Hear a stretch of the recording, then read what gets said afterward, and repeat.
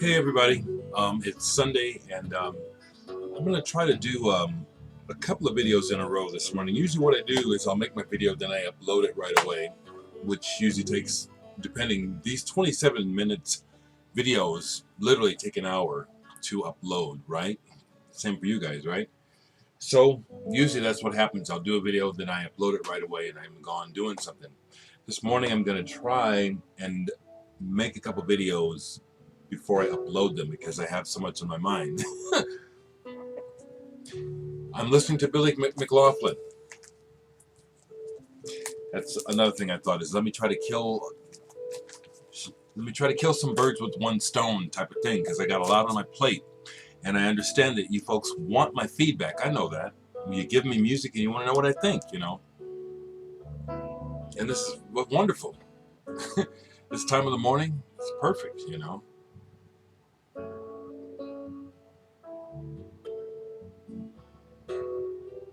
It's wonderful. So I want to first acknowledge that I bought the Miles from musicmemusicme, is it? Adam, is that your name? Your handle? Thank you, Adam, because these were some records that some holes in my Miles Davis collection I wanted to fill. I only had one of these already, which is this, Fies de Kilimanjaro, which is one of my favorite Miles albums from that period. But my copy is beat. I mean, the cover is. The record was in good shape. But I like that this has a nice, clean cover. So, and the price, you can't beat the price. The other thing was that it arrived at a really great time because yesterday I had practice, or actually a band meeting, then I went thrift storing, and then my brother and Karim, my nephew, came over to visit some more. And I had just gotten the Miles in the mail. And as I had told you, my brother is a jazz purist and really does not understand the music I listen to other than jazz. And so I accommodate him when I spend time with him. It's pointless to try to play other music for my brother Patrick. He will not listen. So we listen to Miles. We'll listen to side one of this. We'll listen to all of The Man with the Horn. And then when we got to the part where the vocals came on, my brother's face went all sour. This one really triggered some deep discussion. This is Porgy and Bess. We remember this from our childhood. This was one of the Miles Davis albums that my dad played a lot, and played specifically for us children, trying to he was trying to teach us something about history through this story and summertime and all that stuff, you know. And to be honest, because of that, this is my least favorite Miles. It's really not. It triggers a lot, you know what I'm saying? And a lot of what it triggers, I don't like. What it triggered yesterday was a deep discussion. This will be cool, Stephanie. Check this out. You know, Pat. You know we the whole family, Higgins, we're philosophers. We are, you know, we run the mouth. Patrick, as you know, being the baby, has a romanticized. I'm just talking about his shit, you know. I don't care, you know. I tell the truth. Patrick, being the baby of the family, has always been the big romantic. You know, he romanticizes everything, and he likes to live in a little bit of fantasy. So when we get to talking about some past stuff, Patrick starts bringing up that rose-colored glasses bullshit. You know, I just had to set him straight, especially about some of the sexual abuse stuff that went on. You know what I'm saying? And you know, Karim was right there. It was so fantastic because it was wonderful to be able to talk with another generation and say, you know, Karim, you know, I bet you none of you, I won't say it. Check out what I'm going to say. Do you guys have the balls to do this? Because the Sandusky bullshit came up. You know, Jerry Sandusky getting busted for the fucking boys in the ass. We talked about so many things, you know, but family and history and how things go. And that rose-colored glasses thing, you know, we were talking, you know, I had to remind Patrick about it because of his spinal meningitis. He was protected, you know. Remember that, Stephanie, how we had to protect his ass and drag his butt everywhere and take care of him and stuff. I mean, we loved him, you know, but he was a pain in the motherfucking ass, you know. And because of our love for him, that's why we took care of him. We didn't abuse him, you know, like some of our relatives abused us, okay? And it was so cool to be able to say to Kareem, you know, I had to face that with your little ass when you was a little baby, you know what I'm saying? You know, you have to confront that moment when you're taking care of the child. You got to clean him. You got to, you know what I'm saying? And the thing is, if you love, I think I can say this definitively, especially in our culture. If you love your children, you don't take advantage of them. You don't let reality slide to the side for a second and you just do what you want to do. You know, it was incredibly powerful to share that with Kareem, you know. I had to face that with you, buddy, wiping your little black ass, you know what I'm saying, with your cute little button thing. I love you. How am I going to mess you up? Like what happened to me, you know. And then, see, I'm not going to reveal too much, but I'm telling an awful lot here. Some of you folks are probably really uncomfortable. But see, Patrick brought something up where I had to tell him something he didn't know about one of the jazz musicians in our past who abused me. And it was known. It was allowed. Take that in. So that's what this unlocked, okay? And once again, it has a lot to do with my, you know, not having no blues, okay? The blues just unlocks that shit so bad. Okay, that's all. If you happen to watch this, Dr. Deadwax, I stopped, okay? I stopped. Sorcerer, I've been wanting this forever. Miss Cicely Tyson. We played this all the way through. Magnifique. Magnifique. It's not one of Miles' best albums, but for a mood, for background music, you know, can't do no better. This is really, really beautiful. And I haven't played this yet. Miles Davis in Europe. Haven't played this yet. And we didn't get to this, but I have this already on CD. So once again, Adam, thank you for selling those to me. What a deal. What a deal. They're not originals, and that don't even matter. I got the music. Listened to an awful lot of music last night. Awful lot of music. And I want to say that, you know, obviously the VC on YouTube is alive and well and will stay alive and grow. But I'm telling you, I'm getting addicted to the Facebook VC too. That is a lovely adjunct to this because it's real time. And you folks that are over there a lot posting, you know what I'm talking about. It's addictive and it's real time. So we're talking to each other. We're interacting. It's fantastic. And the other thing is that within the community, you find the people that you jive with. You know what I'm saying? Not everybody is jiving with everybody, but mostly everybody is, okay? Which brings up something else I wanted to remember to bring up, okay? So there's a cat who is on the vinyl community on Facebook named Gary Foster. And I know some of you guys want to diss him because Gary is on there and he'll try to sell records. Gary is my partner. And I'm not defending what he says because he's my partner. I want to give you some information as to why he does this, okay? You still don't have to buy from Gary. But please try to understand this is why Gary is the way he is. Gary is a music lover. But Gary, that's how he makes his living. Gary is taking care of his elderly father.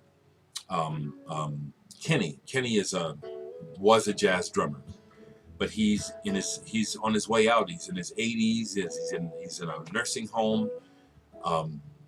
Gary just sold his dad's house less than a year ago, and that money is almost already gone, paying for Kenny's living in the nursing home. And so Gary's taking care of his dad, and so he, like for example, the $25 shipping, I laughed at Gary and made fun of him when I first saw that. And Gary just broke it down, how he can justify it and how he needs the money. It's not just for him. He's taking care of his dad till dad dies. And Gary's an only son. Gary's an only child, and his mom's been gone for a while. I, as a person with a, you know, I have a psychological I got a brain that understands the people, okay? So even though Gary is the exact opposite of me as a collector, he gets something cool, he wants to sell it for all he can get. I get something cool, I want to keep it. I understand Gary, and I love him deeply. So please, you don't have to buy nothing from Gary, but when you see him getting on there trying to sell stuff like he did last night with the Kenny Wheeler new high for $14.95, try to understand. You know, this is how he's living. You know what I'm saying? Matter of fact, today Gary and my brother and I, we have a band. The Pat Higgins Jazz Trio. We've been a jazz trio for over 10 years together. Gary's my partner in crime in jazz. We're going to get together today at 2 and play out at Gary's. It's going to be rusty as fuck, but we haven't done any trio gigs. Oh, no, we played a trio gig last year. We did. But I am going to have a conversation with Gary about this. It won't do any good because we are who we are.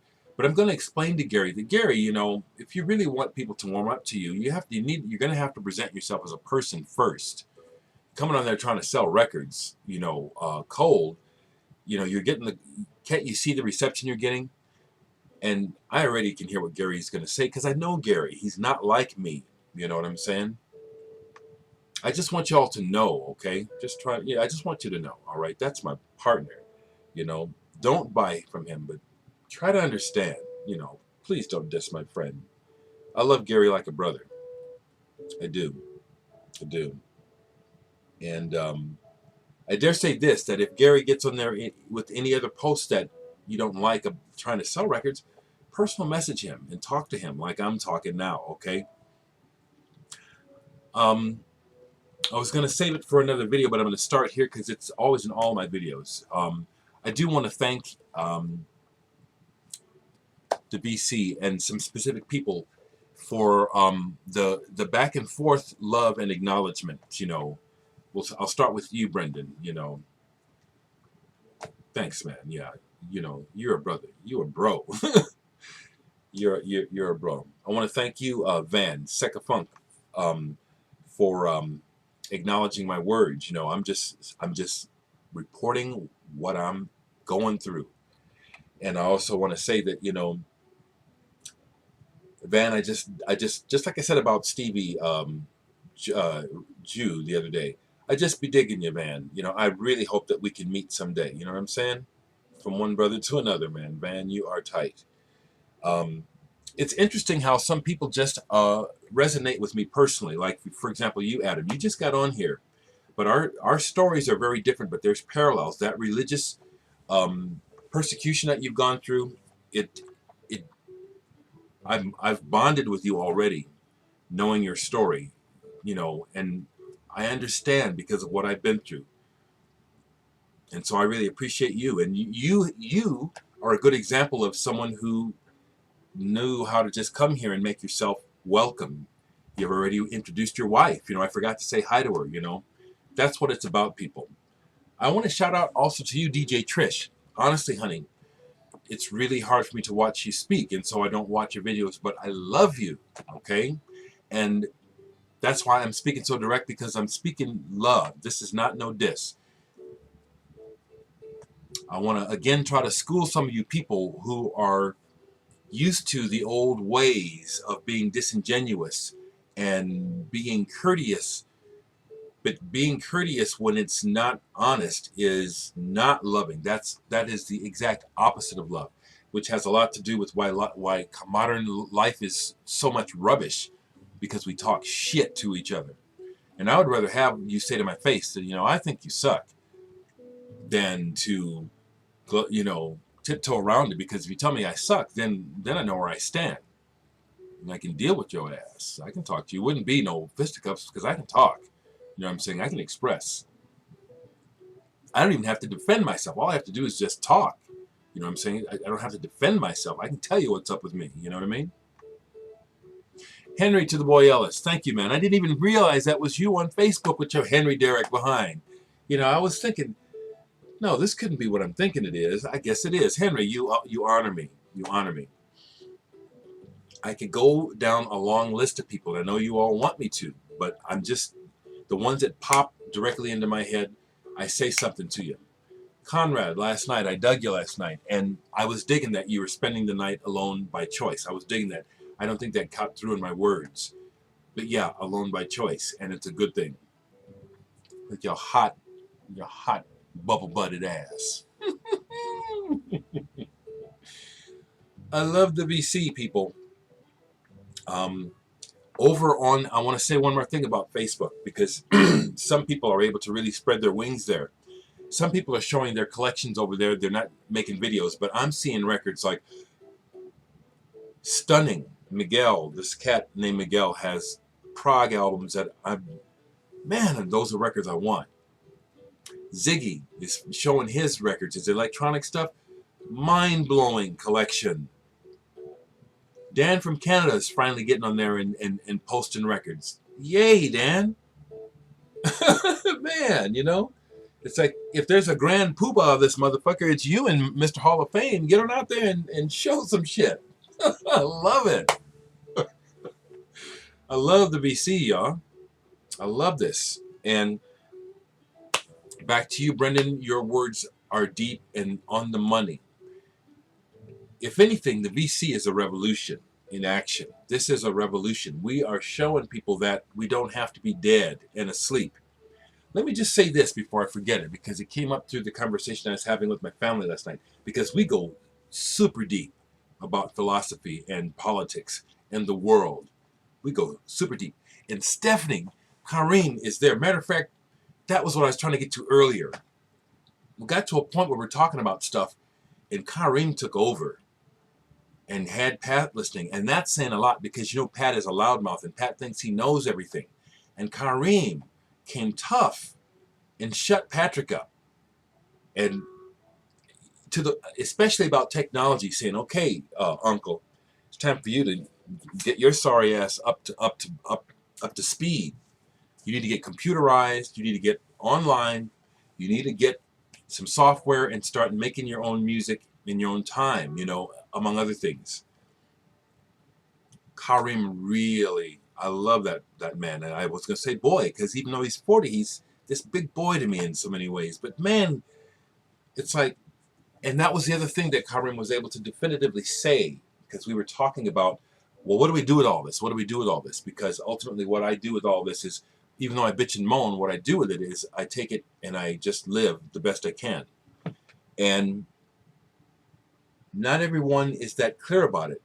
And Kareem was able to say, you know, the only difference between me and you is you know what you want. I don't know what I want. But I've already got this on my plate. I've got this family I got to take care of. It really complicates things. That man is tough, Stephanie. You did a hell of a job on Kareem. And, you know, I just kept looking at him, you know, when he just started running some shit down to Patrick. And I was like, that ain't nothing but a motherfucking Higgins. And I'll say it again, it was so fantastic to be able to share with Kareem that I broke the cycle. I broke the cycle of abuse with him. I can remember the moment that I had to confront. Am I going to abuse my baby nephew? Hell the fuck no. And that does have a lot to do with what gives me this, it's the word chutzpah, because I have not always felt this strong about myself. I have not always loved myself so much. But even beyond the love that I feel for myself, whether or not I'm right about what I'm saying, I'm reporting accurately what I'm experiencing. And I feel real good about that, especially in the light that I'm getting feedback that other folks are saying, it makes sense. Don't always agree with you, but you're making sense. You're coming correct. That's all I'm saying. Last thing I'll say before I move on to my next video, because someone wants me to talk about my process. What am I doing when I make music? And I've been trying to think about it, because that's going to be a scattered conversation. It's, you know, but I know that mankind, as a group, we go through cycles, and we're supposed to be asleep now. I'm pretty aware of that the planet is in the phase that it's supposed to be in, and we're dead fast asleep. But because I can see it, I have to say it. You know, um, my gut inherently knows that I won't be around here to see this sea change, the big shift in consciousness. I don't think it's going to happen within my lifetime, but that doesn't mean I can't still advocate for it.